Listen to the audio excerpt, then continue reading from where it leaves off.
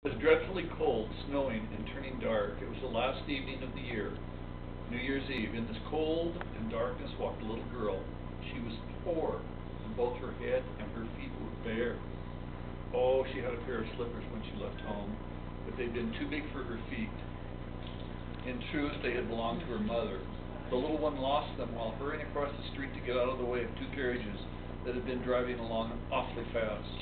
One of the slippers she could not find, and the other one had been snatched by a boy who laughingly shouted that he would use it as a cradle when he had a child of his own.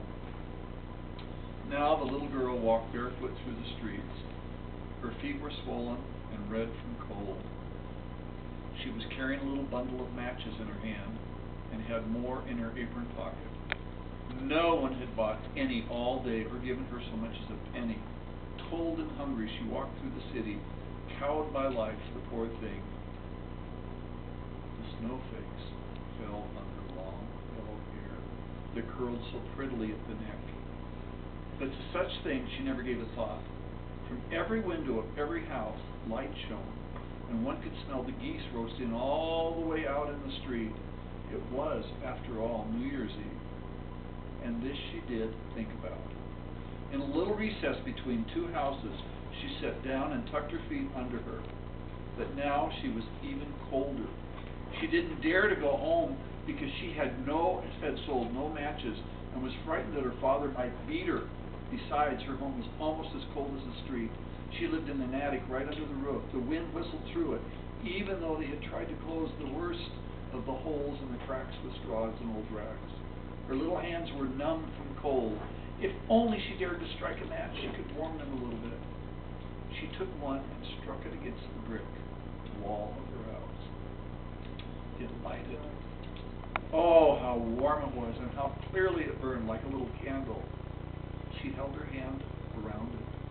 How strange it seemed that the match had become a big iron stove with brass fixtures. Oh, how blessedly warm it was. She stretched out her hands, her legs, so that they too could get warm. But at that moment, the stove disappeared. She was sitting alone, burned out match in her hand. She struck another match. Its flame illuminated the wall, and it became as transparent as a veil.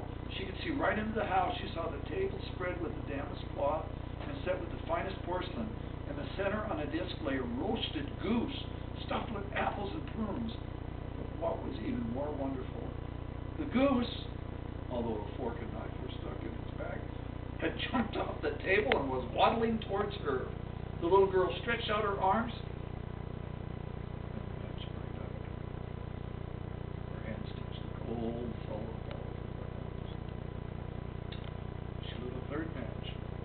The flame flared up, and she was sitting under a Christmas tree that was much larger and more beautifully decorated than the one that she had seen through the glass doors at the rich merchants on Christmas Eve.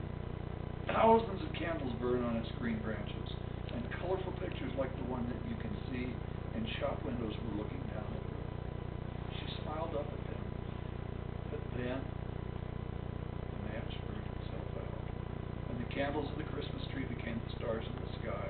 The shooting star drew a line of fire across the dark heavens.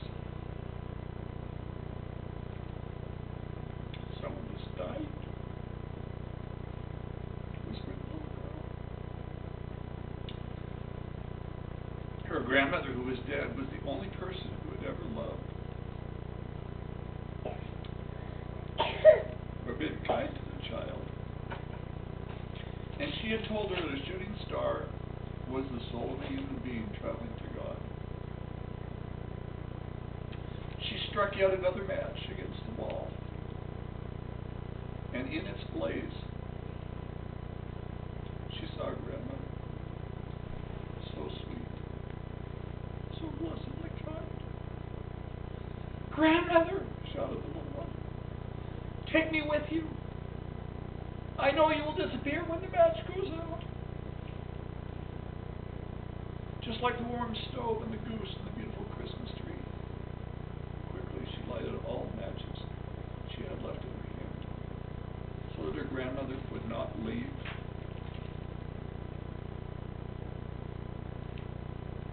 And the matches burned with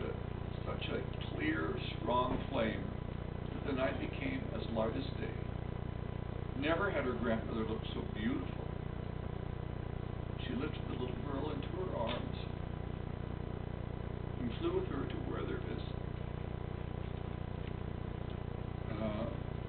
neither cold nor hunger nor fear, up to God. In that cold morning, the little girl was found. Her cheeks were red. She was smiling. She was dead. I'm sorry. My brother just died. Okay, Dad, that's a really sad story. I always told him. She'd frozen to death.